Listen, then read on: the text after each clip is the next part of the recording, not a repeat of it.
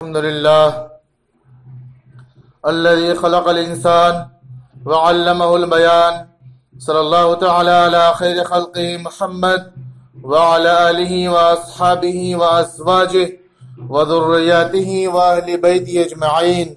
أما بعد، فأعوذ بالله من الشيطان الرجيم. بسم الله الرحمن الرحيم. اقرأ باسم ربك الذي خلق، خلق الإنسان من علق. اقرأ وربك الأكرم الذي علم بالقلم وعلم الإنسان ما لم يعلم. صدق الله العظيم. وقال النبي صلى الله عليه وسلم: مثل هذه الأمة كمثل 4 نفر، رجل آتاه الله مالا وعلما فهو يعمل بعلمه في ماله وينفقه في حقه، ورجل آتاه الله علما ولم يؤته مالا فهو يقول: لو كان لي مثل هذا عملت فيه مثل الذي يعمل. قال رسول الله صلى الله عليه وسلم: فهما في الأجر سواء. ورجل آتاه الله مالا ولم يؤته علما فهو يخبط في ماله وينفقه في غير حقه، ورجل لم يؤته الله علما ولا مالا فهو يقول: لو كان لي مثل مال هذا عملت فيه مثل الذي يعمل. قال رسول الله صلى الله عليه وسلم: فهما في الوزر سواء، او كما قال علیہ الصلاۃ والسلام. محترم سامعین، اسلام وہ عالمگیر مذہب ہے جس نے اپنی آمد کے پہلے دن سے علم حاصل کرنے پر زور دیا. جو وحی الہی کی پہلی آیت نازل ہوئی وہ ہے: اقرأ باسم ربک الذی خلق، پڑھو اپنے رب کے نام سے جس نے پیدا کیا. یعنی تعلیم کا حکم دیا، علم حاصل کرنے کا حکم دیا ہے. رسول اللہ صلی اللہ علیہ وسلم جس معاشرے میں تھے وہ بت پرستی اس میں کی جاتی تھی، بتوں کی پوجا ہوتی تھی. خانہ کعبہ کے اندر خود بت رکھے ہوئے تھے. وہاں کا طاقتور کمزوروں کو ستاتا تھا اور اس کو نگلنے کی کوشش کرتا تھا، اس کو ختم کر دیتا تھا. اسی طرح عورتوں کا کوئی مقام، کوئی مرتبہ نہیں تھا، ان کی کوئی عزت نہیں تھی. تو ہونا تو یہ چاہیے تھا کہ وہاں سب سے پہلے توحید کی دعوت دی جاتی. پہلا حکم یہ ہوتا کہ پہلے ایک اللہ کی عبادت کرو، انصاف قائم کرو، ظلم مت کرو، ہر ایک کے ساتھ برابری کے حقوق ادا کرو. لیکن اللہ نے سب سے پہلے جو آیت نازل فرمائی وہ اقرأ باسم ربک الذی خلق. تو اس سے اندازہ کیجئے کہ اس امت کو تعلیم حاصل کرنے پر کتنا زور دیا گیا ہے، اس کو اتنی ترغیب دی گئی ہے، اس کا حکم دیا گیا. آپ صلی اللہ علیہ وسلم نے فرمایا: اطلب العلم ولو کان بالصین، کہ تم علم حاصل کرو اگرچہ تمہیں چین جانا پڑے، کتنی بھی مسافت کیوں نہ ہو اس کو طے کر کر اسے حاصل کرو. آپ صلی اللہ علیہ وسلم جب مکے میں ابتدا میں کھل کر لوگوں کو نماز پڑھنے کی اجازت نہیں تھی تو آپ بھی چھپ کر نماز پڑھتے تھے، صحابہ بھی چھپ کر نماز پڑھتے تھے. علی اعلان خانہ کعبہ میں جا کر نماز ادا نہیں کرتے تھے.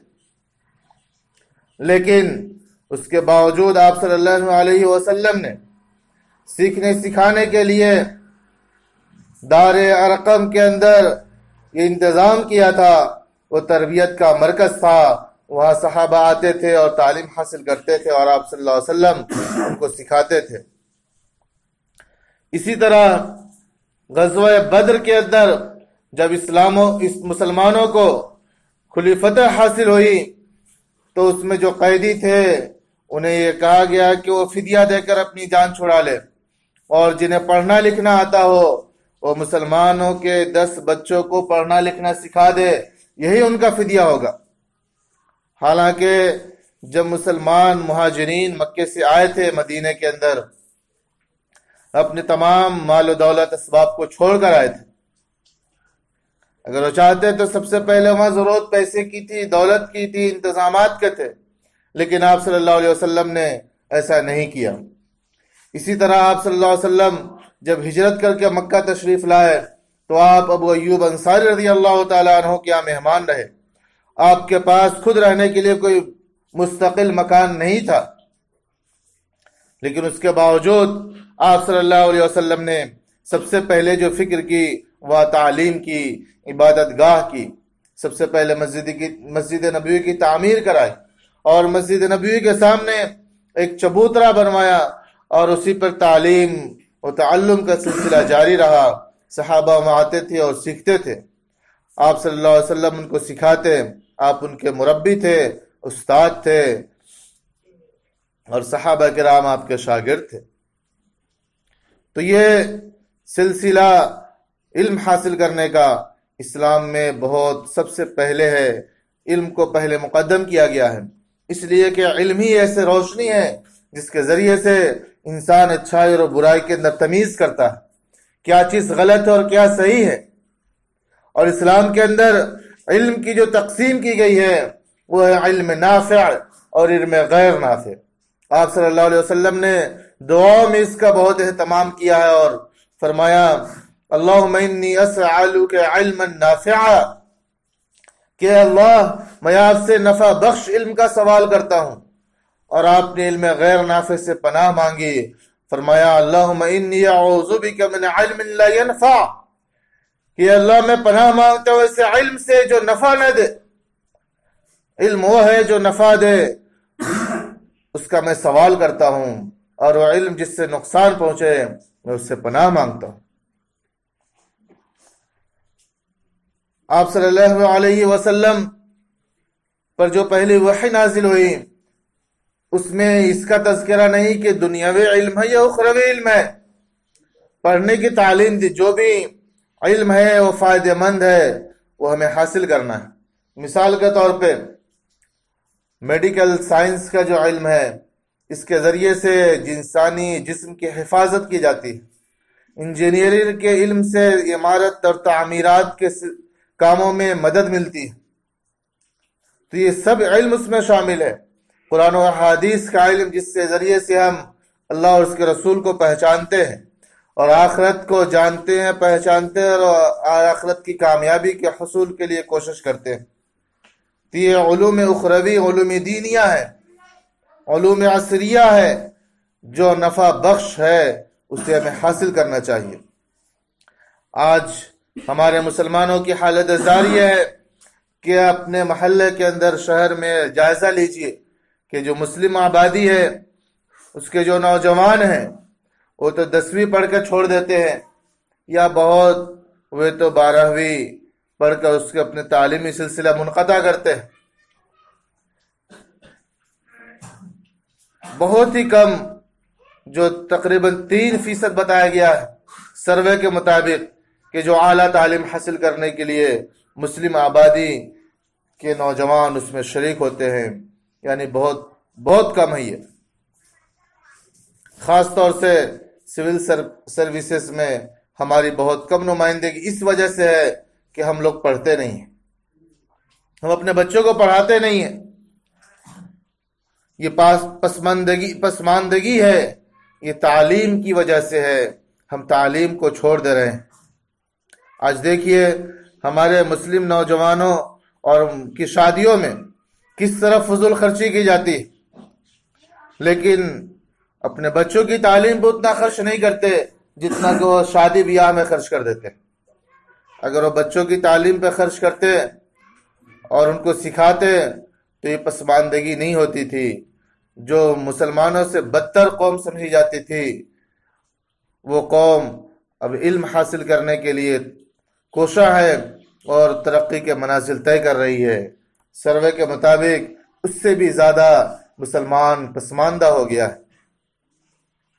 آج کل ہم بسم اللہ، ختنہ، عقیقات اور تقریبات، نیز موت سے متعلق بھی رسم و رواج کی تکمیل اور شادی بیاہ میں کتنا خرچ کر دیتے ہیں، لیکن نہیں کرتے تو علم حاصل کرنے کے لیے نہیں کرتے۔ اور دوسری وجہ یہ ہے کہ ہمارے جو سرپرست ہیں طلباء اور طالبات کے، وہ اس سے بہت غفلت کا شکار ہے۔ وہ یہ سمجھتے ہیں کہ ہم نے اسکول میں ایڈمیشن دلا دیا، داخلہ کرا دیا اور ہماری ذمہ داری پوری ہو گئی۔ اگر خانگی اسکول ہے تو اس میں ہم فیس ادا کر دیے اور ہم سمجھتے ہیں کہ ہماری ذمہ داری پوری ہو گئی۔ یہ ذمہ داری پوری نہیں ہو جاتی، بلکہ اس کی نگرانی کرنا، اس کے بارے میں غور و فکر کرنا، اس کا جائزہ لیتے رہنا، یہ والدین کی ذمہ داری ہوتی ہے۔ اسکول، بچہ اور والدین جب تینوں محنت کریں گے اور اپنے فرائض پورے کریں گے تو اس کے اندر کامیاب و کامران ہوں گے۔ تو لہٰذا ہمیں چاہیے کہ موجودہ حالات میں سب سے پہلے اپنے بچوں کو اچھی سے اچھی تعلیم دلائے، انہیں قابل بنائے اور اپنے ملک اور اپنی قوم کے لیے فائدہ مند ثابت ہو۔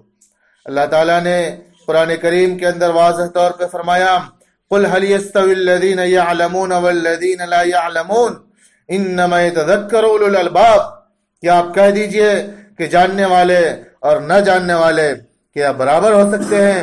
یہ ہرگز ایسا نہیں ہو سکتا کہ ایک پڑھا لکھا اور علوم کا ماہر اور ایک جو جاہل ہے، ان پڑھ ہے، جس نے کچھ پڑھا نہیں یا بہت کم پڑھ کے چھوڑ دیا، یہ دونوں برابر ہرگز نہیں ہو سکتے۔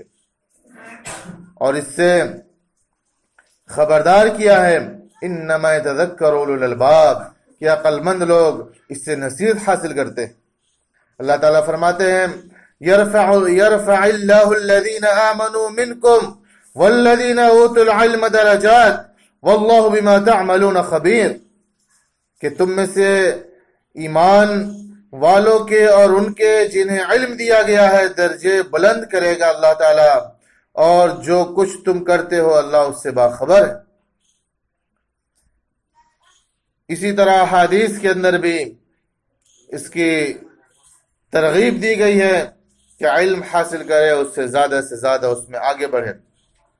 آپ صلی اللہ علیہ وسلم نے اس امت کو ایک مثال سے بیان فرمایا، مثل هذه الامة كمثل 4 نفر رجل آتاه الله مالا وعلما فهو يعمل بعلمه في ماله ينفقه في حقه، کہ اس امت کی مثال 4 نفر کی طرح ہے، یعنی اس امت کو 4 گروہوں میں تقسیم کیا جا سکتا ہے۔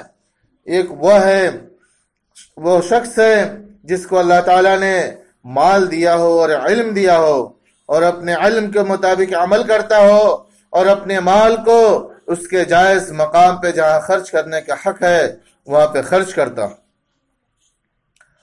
وَرَجُلٌ آتَاهُ اللَّهُ عِلْمًا وَلَمْ يُؤْتِهِ مَالًا، اور ایک وہ شخص ہے جس کو اللہ تعالیٰ نے علم دیا ہو لیکن مال سے نہ نوازا ہو، فَهُوَ يَقُولُ لَوْ كَانَ لِي مِثْلَ هَذَا عَمِلْتُ فِيهِ مِثْلَ الَّذِي يَعْمَلُ، علم دیا اور مال نہیں دیا، اور اس کو یہ کہتا ہو، اس کی یہ خواہش ہو کہ کاش مجھے بھی اللہ تعالیٰ مال دیا ہوتا تو میں اپنے علم پر عمل کرنے کے ساتھ ساتھ اس کی طرح میں بھی خرچ کرتا تھا۔